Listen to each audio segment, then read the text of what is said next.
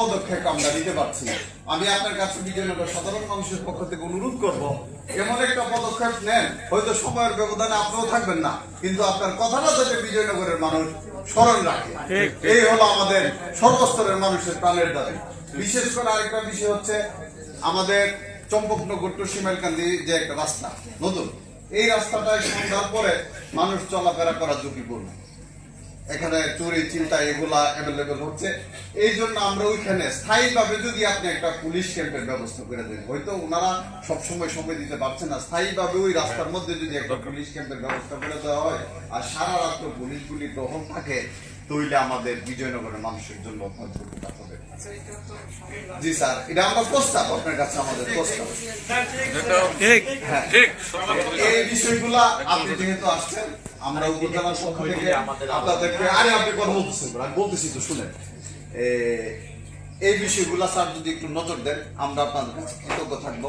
হয়তো সময়ের ব্যবধানে আপনিও থাকবেন না, আমরাও থাকবো না, এই বিষয়গুলো যদি এলাকাবাসী মনে রাখে। আর পরিশেষে আমি আপনাদের কাছে একটা আবেদন করছি স্যার, আমার কথাটা একটা মিনিট শুনেন। আমাদের যেখানে এমপি সাহেব মাননীয় ইঞ্জিনিয়ার খালেদ হোসেন মাহবুব শ্যামল সাহেব, উনি অত্যন্ত ভালো মানুষ। উনি আমাদেরকে এই এলাকাটা নিজের ফ্যামিলির মতো দেখে শুনে রাখে দীর্ঘদিন যাবৎ। উনিও একটা বিষয় নিয়ে বিভিন্ন জনের সাথে আলাপ আলোচনা করে সমাধান হচ্ছে না। চম্পকনগর থেকে যে ব্রাহ্মণবাড়িয়া সিএনজিটা যায়, এই সিএনজিটার প্রশাসন সহ এমপি মহোদয় সহ ভাড়া একটা নির্ধারণ করে দিয়েছিল 40 টাকা। হয়তো এই ভাড়াটার ব্যাপারে ওনারা কোনো তোয়াক্কা না করে, ওসি সাহেব বিষয়টা জানেন, ওনারা ওনাদের মন গড়া মতে মানুষের কাছ থেকে অতিরিক্ত ভাড়া আদায় করছে। এটা সাধারণ মানুষের জন্য সমস্যা হচ্ছে। হয়তো এই বিষয়টা আপনি একটু নজর দেন। এখন কোনো সমিতি নেই স্যার, এই সমস্ত টুকটাক বিষয়গুলি আপনি অবশ্যই নজর দিবেন। সে আশাবাদ। আপনাদের মাসিক আইন শৃঙ্খলা মিটিং হয় না এখানে, ওগুলা দিলে এই জন্য সুপারিশ করে আমার কাছে পাঠাবে।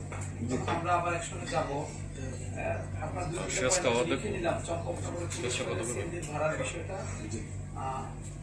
লিখে নিলাম, আর ও আবার অফিসিয়ালি পাঠাবে। জি ধন্যবাদ স্যার।